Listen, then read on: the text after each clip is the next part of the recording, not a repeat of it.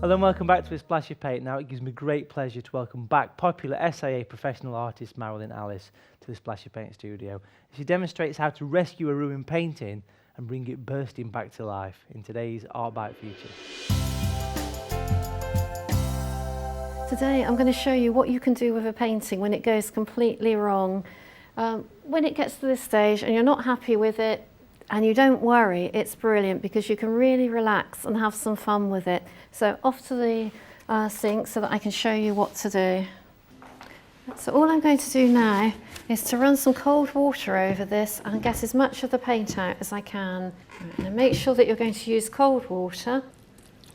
Run that over the painting and then just rub gently to get that paint off. And what you'll be left with is a watermark, something that's sort of faded, and it will give you a guideline for what you're going to do next. And just be patient, just keep rubbing gently.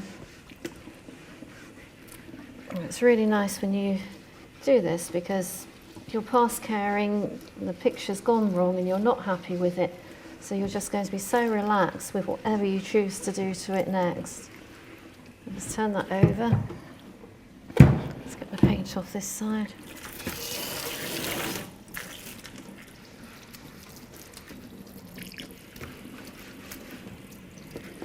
And you just keep rubbing gently until no more colour comes out.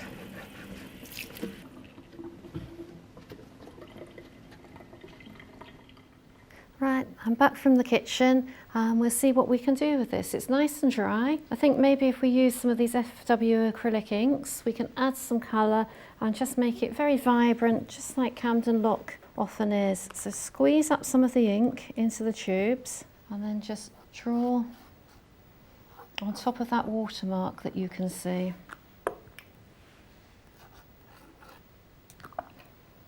We can add some more colour into corners.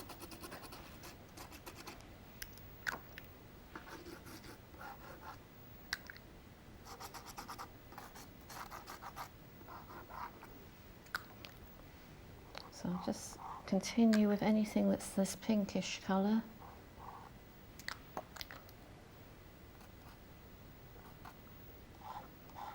I might have a pink chimney, because it is really that sort of place. I'll just sort of scratch it on. You can't be tight and fiddly. And remember, it's a picture that's gone wrong, so just be relaxed about it and just have fun.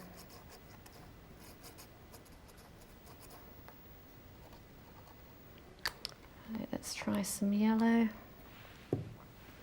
Just be careful not to touch the colours against each other or they'll run into each other, and I just want to keep them quite strong, so just leave a little bit of a gap there.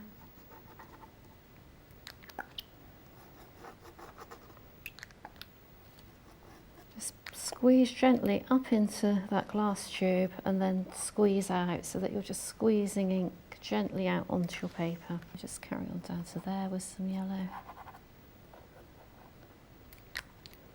Hints of colour here. There's lots of things hanging up, postcards and that, so we don't have to indicate everything, just put some colour in there to reflect on the windows. Some yellow in the foreground. Right, then we can do some blue, just matching the colours roughly to what you can see on your watermark.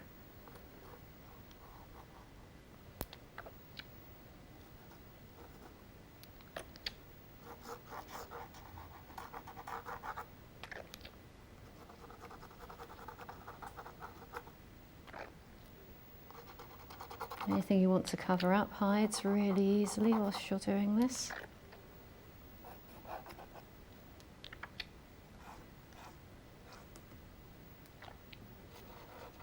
Get some of that blue that could be reflecting in the windows. I think we'll give this girl some blue trousers. It's a blue bag there.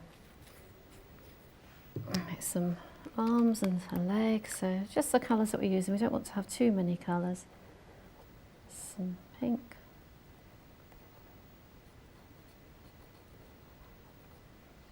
So you're ending up with a very, very loose, almost abstracted picture here. Get some purple next. I'll put the purples on where the blacks are because we don't want it too dark.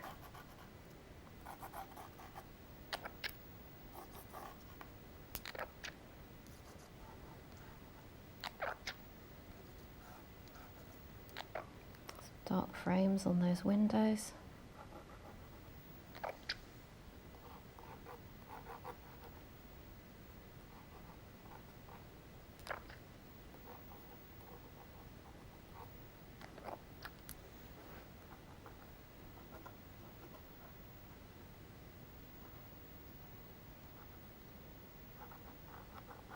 You can see that you're not being fiddly. There's just no way that you could fiddle or fuss too much doing this. And so you'll end up with something very different than you would normally do. We're not going to use black, so they can have purple hair. So a purple t-shirt.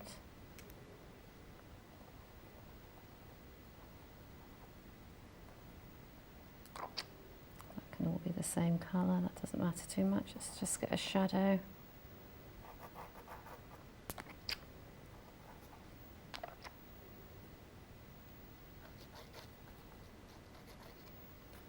Another window here, let's just darken that a little bit, that's too light.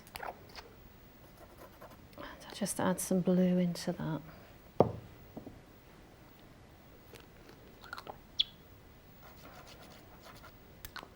That's a lovely dark blue. A little bit of definition there for the roofs, they show up.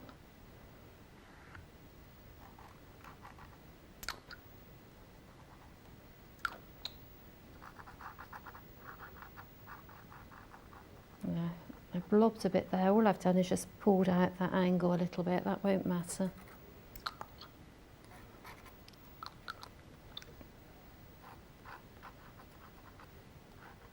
Let's pop in that flag. Right, so now we need to just leave this to dry, and then I can add some watercolour paints just to add bits of colour here and there to bring out some of the vibrant colours. Right, the inks are completely dry now, so I'm going to add a few touches of paint just to brighten it up and bring it back to life again. So we will start with some permanent rose.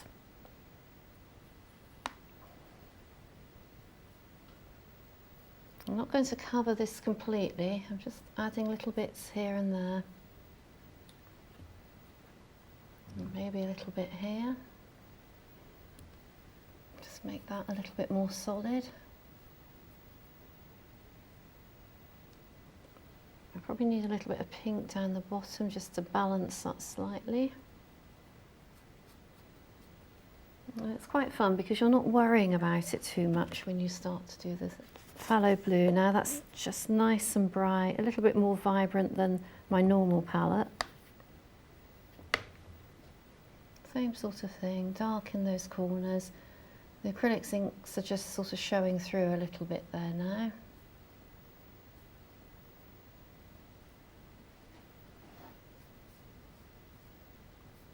It needs to be darker just there. And then some clear water.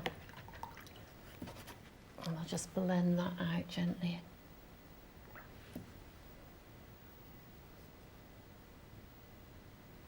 And again, a little bit of blue down here.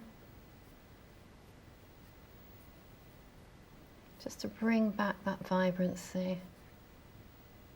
Just using that watermark as a guide to how you're putting on this paint. So you haven't got a drawing, but you've just got this watermark that's just helping you to judge where you're putting the paint. Again, just soften that, bring that up to the edges and blend it out.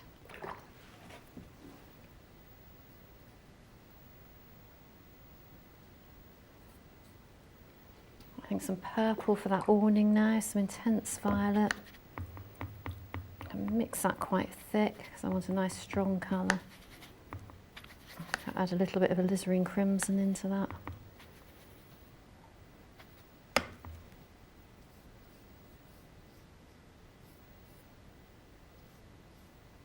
That's a nice definite shape now. That needs to be more definite.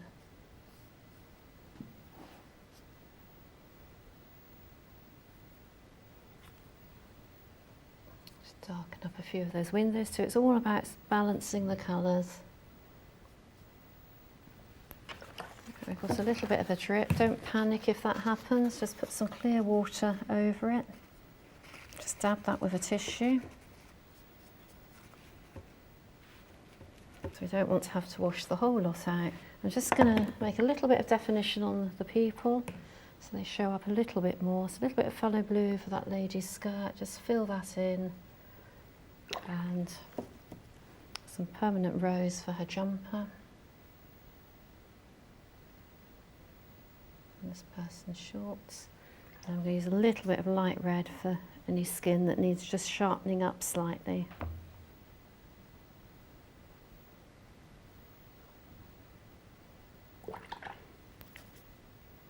And just a dab of cobalt blue to add to some of those windows.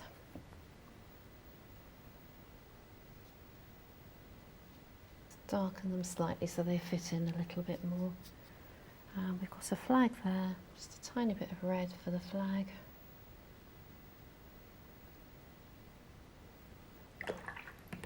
So you can see that all isn't lost when something goes wrong. Always have a go at doing something else, whether it be pastels, acrylic inks, just have some fun with it and relax.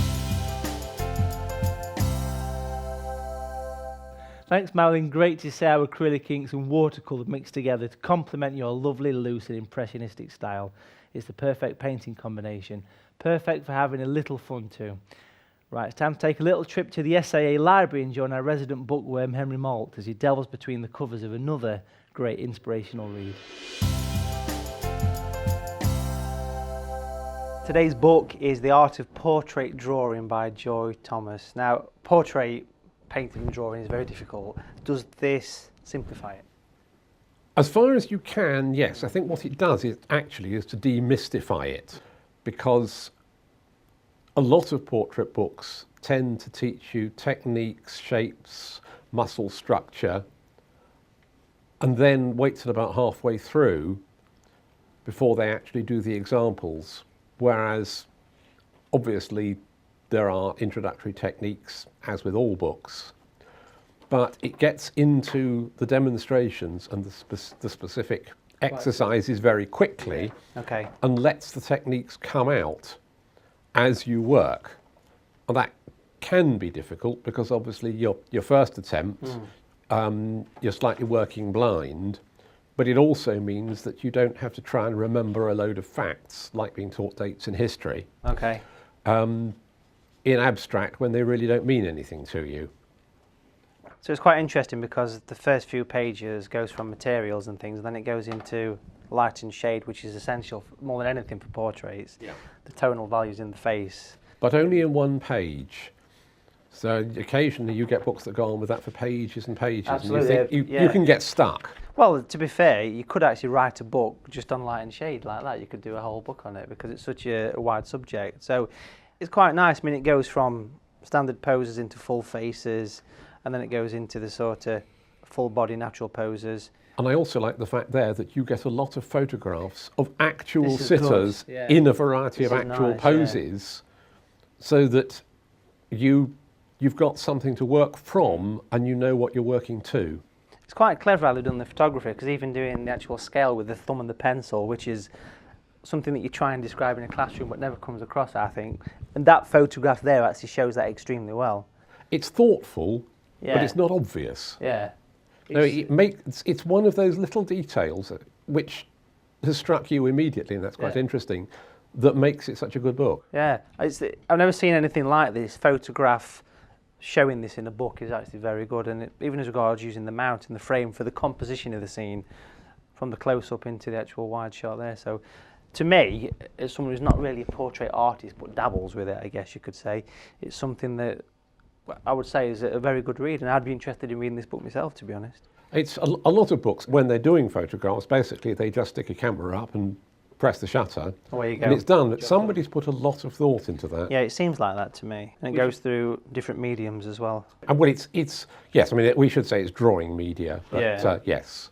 So it's gone from charcoal, it's got a little bit of pencil in there as well. So if you was going to summarise this book, how would you do that? What would you say about it? Just about the best introductory course in portrait drawing that I've seen, I think. So you certainly recommend it then? If you're going to draw portraits, yes, it's an essential. Thanks again for that, Henry. Another cracking review. Well folks, time for a quick break now, but join us in part 3 when I'll be showing you how to put the finishing touches to today's watercolour Chatsworth masterpiece. I'll see you soon.